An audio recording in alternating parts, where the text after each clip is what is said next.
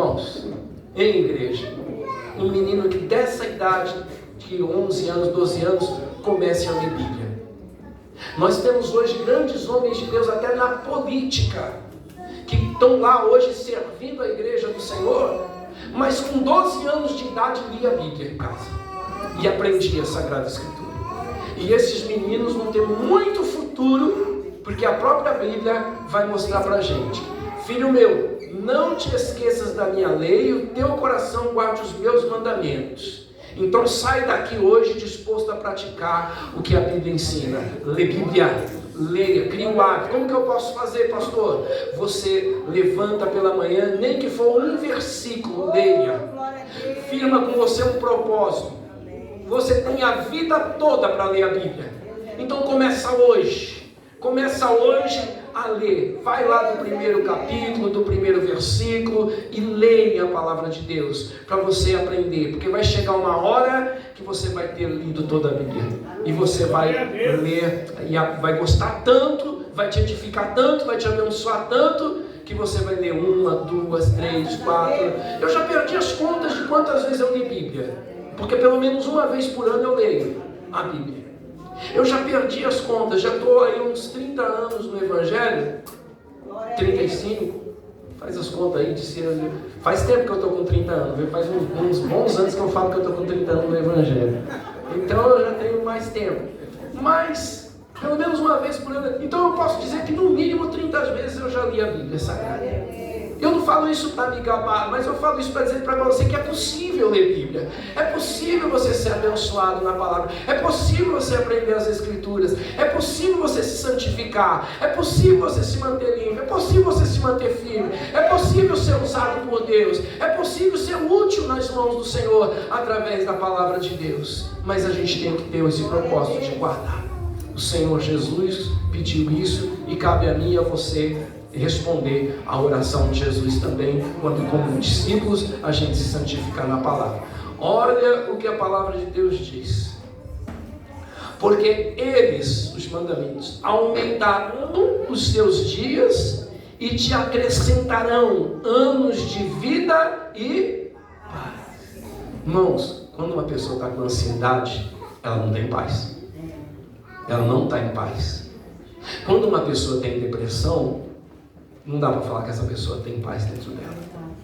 Porque se ela tiver paz, ela não tem depressão. Se ela tiver paz, ela não tem ansiedade dentro dela. Porque ela está em paz. Eu tenho isso. Paz. Eu não tenho aquilo que eu gostaria de ter. Eu estou em paz. Amém, irmãos?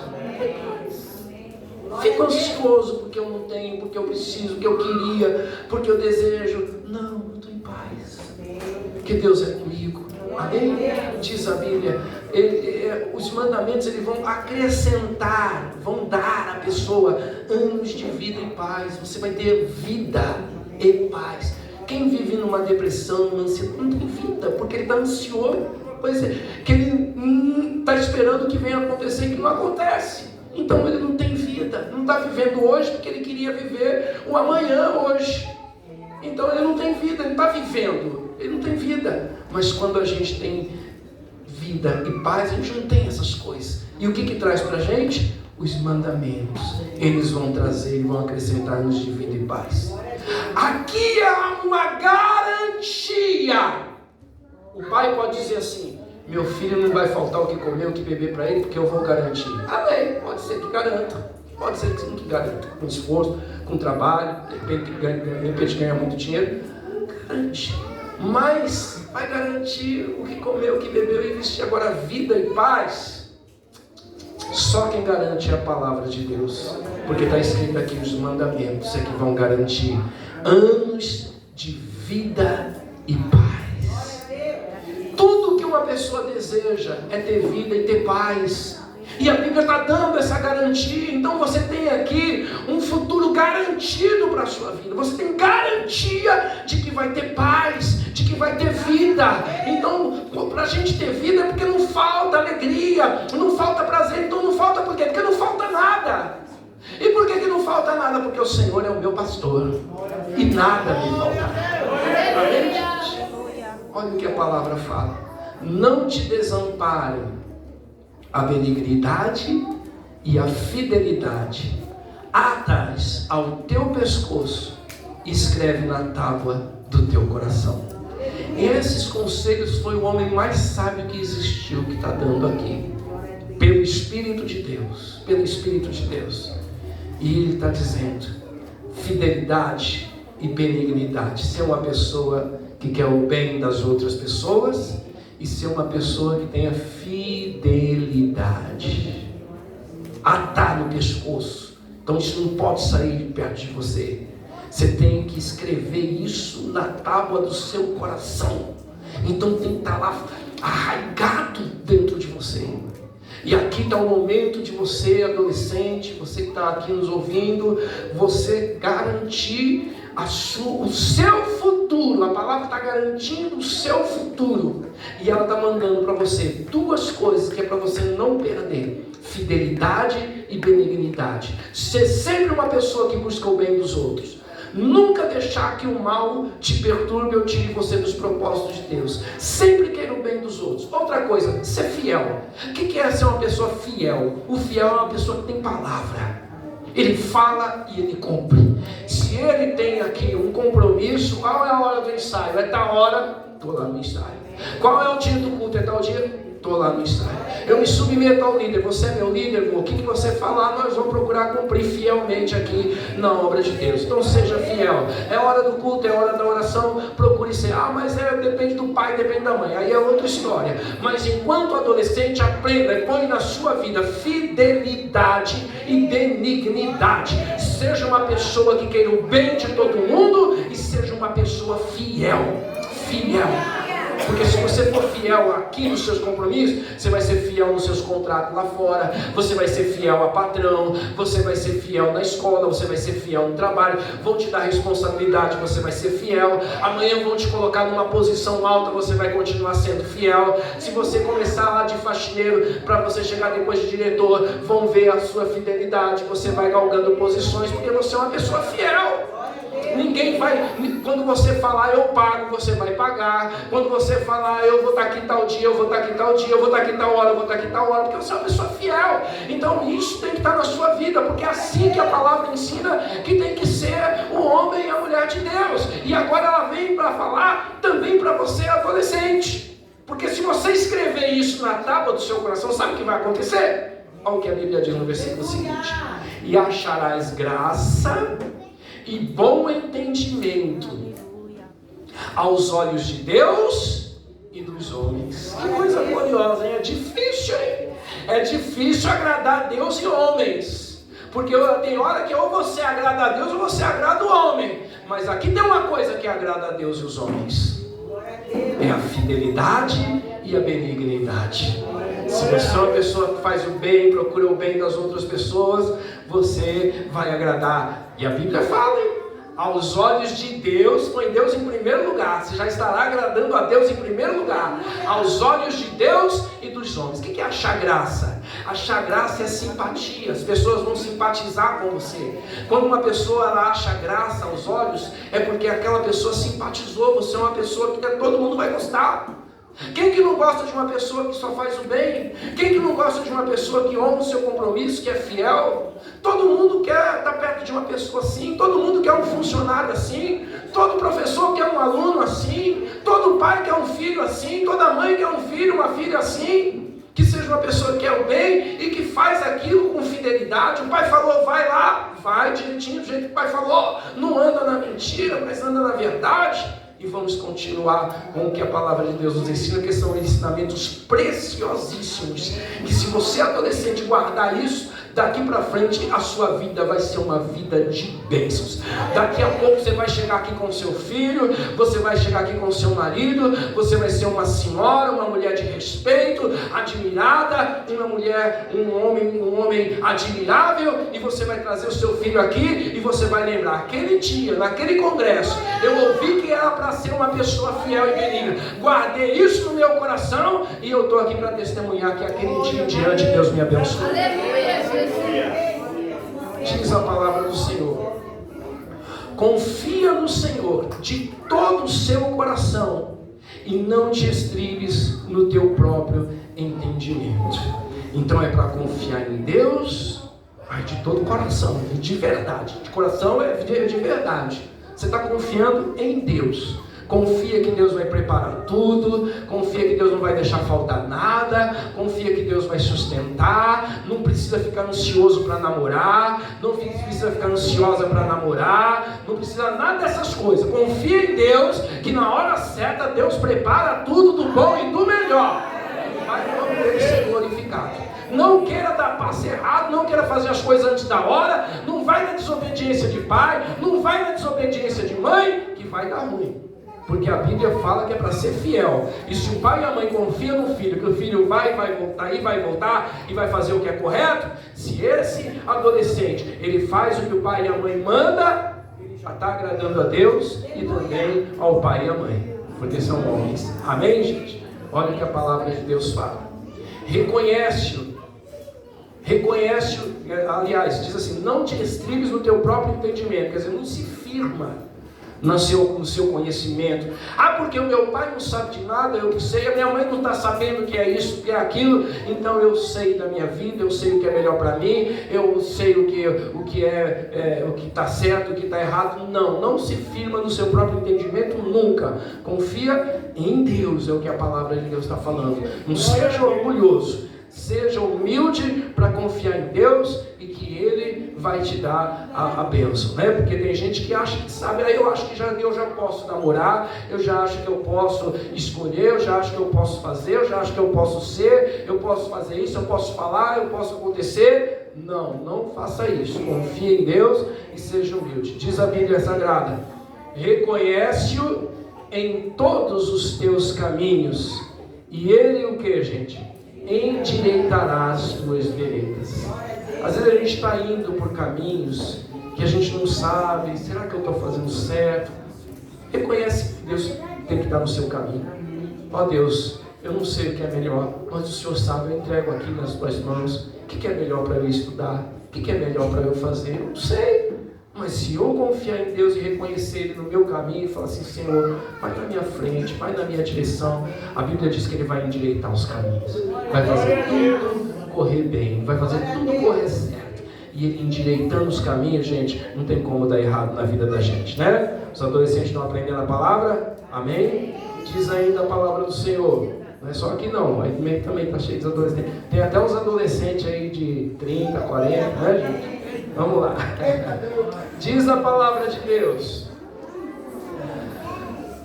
não seja sábio a teus próprios olhos, teme ao Senhor e aparta-te do mal. Quer dizer, a pessoa não pode ser sábia aos próprios olhos dela. Ela não pode se achar nunca sábia.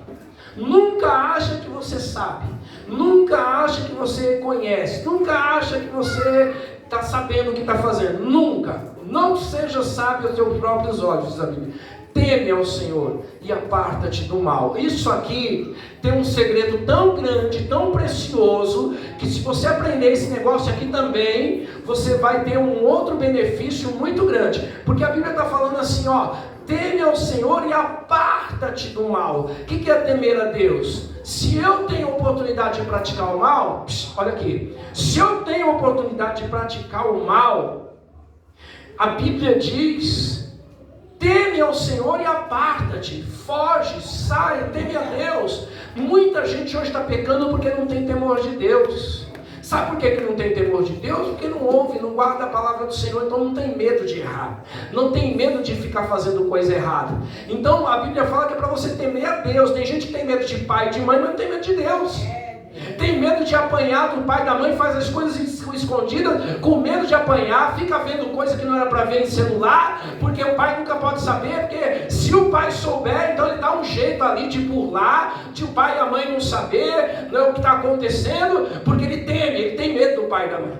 Mas a Bíblia diz que não é para você. Aqui nesse momento está dizendo assim: teme ao Senhor. Teme ao Senhor. Naquele momento você tem que temer a Deus e falar assim: isso não é bom para mim, Deus está aqui vendo, Deus não se agrada disso. Então sabe o que é temor? Não é aquela coisa de você de você somente ter medo do peso da mão de Deus, porque às vezes a gente ensina algumas coisas aí que eu, na minha opinião, eu não devia ensinar, viu, irmãos? Que tem, às vezes a gente fala assim, não é para ter medo de Deus, é para ter respeito a Deus. Considero que é para a gente sim ter respeito para com Deus, mas um pouco de medo de Deus também faz muito bem para a gente, viu, irmãos? Se a gente tiver um pouquinho de medo do peso da mão de Deus, vai fazer muito bem para a gente, porque a gente vai fugir do mal. E muita gente não tem medo de Deus pesar a mão, de Deus pesar a mão com uma enfermidade, não tem medo de Deus pesar a mão, de afastar e de retirar de dentro de você o Espírito Santo. Que tem gente que prega a palavra hoje, mas se essa pessoa perder o Espírito Santo, acabou, a palavra dele não tem força nenhuma mais. É uma palavra sem vida, que não toca o coração, que não impacta a vida de ninguém. Porque não tem Espírito Santo. Porque o que faz a palavra acontecer na minha e na sua vida é o Espírito que está por trás da palavra, irmão. É Ele que faz a palavra tocar no coração da gente. Porque senão eu vou falar aqui, você vai ficar enfadado, não vê a hora de eu acabar para ir embora. Mas se tiver o Espírito agindo, a palavra vai alimentar você e você vai falar, eu quero mais dessa palavra. Mas se você não teme a Deus, o Espírito se retira. E aí você perde direção. O Espírito Santo sai de você, você perde até a sua salvação. E por conta de pecado, então tenha muito temor no coração e faz o que a Bíblia diz, se afasta do mal. Se afasta do mal. Sabe por quê? Porque quem não teme a Deus e não se afasta do mal, vai ter prejuízo na vida. E antes de falar do prejuízo, vamos falar do lucro de quem teme a Deus e de quem se aparta do mal. Olha o que diz a Bíblia. Isso será o quê? Vê aí. Põe aí. Ó, eu gostei dessa tradução aqui, ó. Isso será saúde para a tua carne ou para o teu corpo. Gente, vocês já viram tanto de gente que está pegando câncer? Vocês já viram tanto de gente que está pegando problemas diversos aí de doenças, de enfermidade? Tanto de gente que tem com diabetes, tanto de gente que tem com problema de pressão.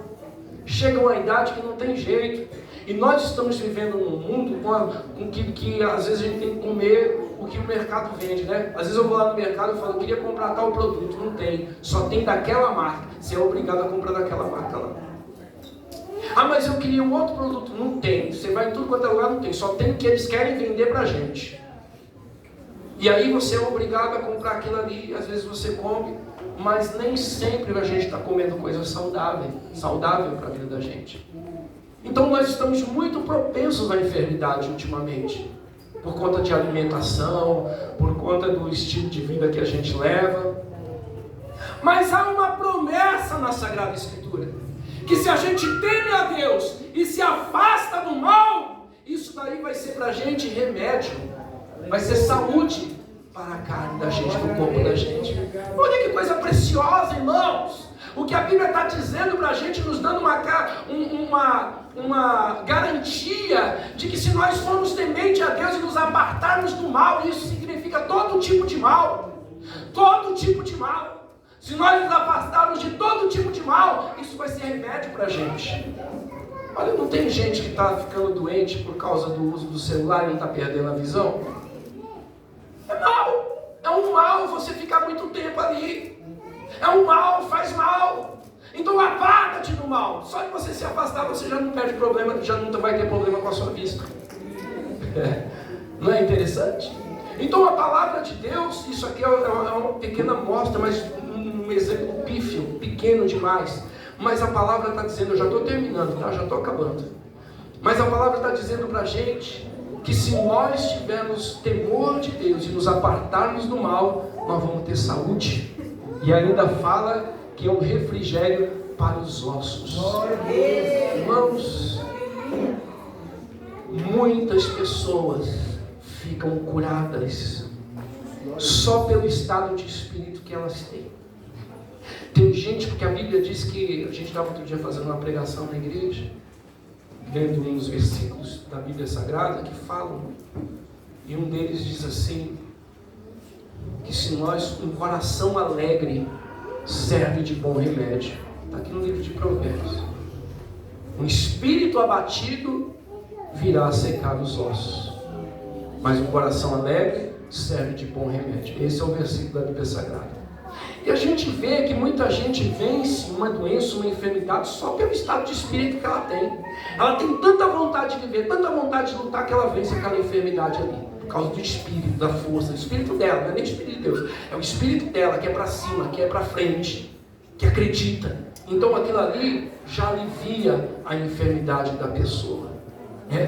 Isso está escrito na Bíblia Sagrada.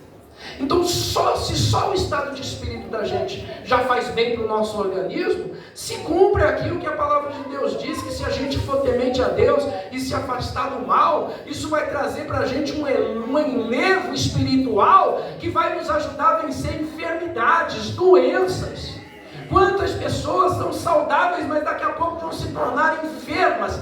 E não vão se tornar enfermas pelo que come, pelo que bebe. Não vão se tornar enfermas porque as comidas por aí estão contaminadas. Não, elas vão se tornar enfermas porque não temem a Deus e não se afasta do mal, porque insiste em ficar pecando. E o pecado, diz a Bíblia, que o salário do pecado é a morte.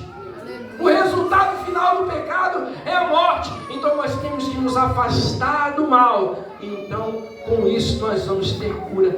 Olha quantos ensinamentos, e eu termino por aqui, nós tivemos na palavra de Deus, nessas tão poucas palavras, para nos ajudar a viver bem na terra, a ter uma vida, a ter paz, a ser bem visto pelas pessoas e a ter saúde no nosso corpo, irmão. O que mais que nós queremos? Olha que ensinamentos que complementam a vida da gente, que se a gente observar, nós vamos receber tantas coisas nessas tão poucas letras, que aqui estão ensinamentos profundos para a vida inteira, para um futuro abençoado.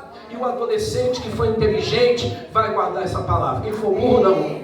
Quem foi ignorante, quem for nécio, quem for tolo, não vai guardar as palavras, e lá na frente vai ver o resultado. Não vai ter paz, não vai ter vida, não vai ser bem visto diante de Deus, não vai ser bem visto diante dos homens, e vai ter um corpo cheio de doença e cheio de enfermidade. Só porque contraria a palavra de Deus. Mas os adolescentes que aqui estão, e eu creio que o Espírito Santo, que fez a boa obra, que congregou a todos aqui, está plantando a palavra dele no coração do adolescente de hoje, que amanhã dará testemunho pela própria vida, porque essa igreja vai testemunhar. Ele estava aqui, cresceu nos caminhos do Senhor, se casou, fez uma boa família, e hoje é um servo de Deus, servindo ao Senhor na sua obra, e o nome de Deus sendo glorificado. Olha que obra gloriosa que Deus fez naquela criança. Irmão, eu falo isso porque eu tenho visto isso na minha igreja. Tenho visto isso. Hoje eu tenho lá jovens que são casados e que deram ouvidos à palavra de Deus. E quando deram ouvidos, foram abençoados. E hoje são úteis na obra do Senhor, porque aprenderam essas escrituras. Fica essa mensagem ao adolescente, e um dia eu quero poder chegar aqui e também testemunhar, porque a vida passa muito rápido, né? Hoje estão aí com 12, 13 anos, a gente piscou o olho e já tem filho, já são casados e já estão com suas famílias abençoadas. E aqui está a boa palavra do Senhor sendo semeada, e cabe ao seu coração, que é a terra, deixar que a palavra frutifique. Vamos nos colocar de pé com a autorização da pastora, se me permite. Feche os seus olhos, põe a mão no seu coração e faça um propósito com Deus. Pai, e maravilha.